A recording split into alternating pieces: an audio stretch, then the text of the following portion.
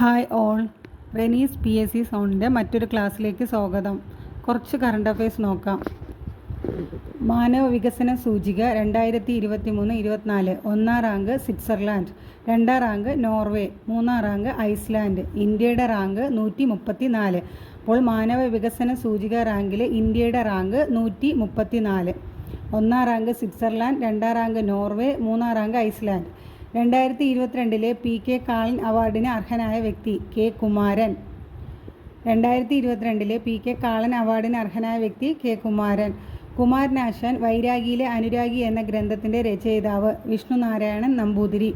വിവിധ ഗവേഷണ മേഖലകളിലെ വനിതാ ശാസ്ത്രജ്ഞരുടെ തുല്യ പ്രാതിനിധ്യം ഉറപ്പാക്കാൻ UGC ആരംഭിച്ച പോർട്ടൽ ഷേർണി.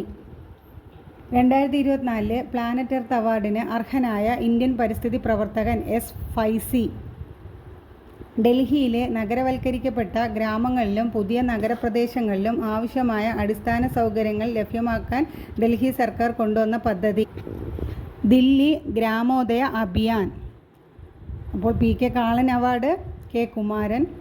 കുമാരനാശാൻ വൈരാഗിയിലെ അനുരാഗി എന്ന ഗ്രന്ഥത്തിൻ്റെ രചയിതാവ് Vishnunarayana Namboothiri.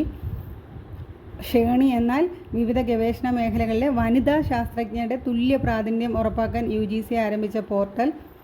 2024 planet earth award ലഭിച്ചത് S. Faizy.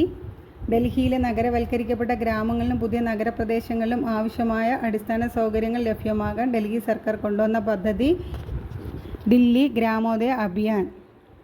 Please like and subscribe. Thank U.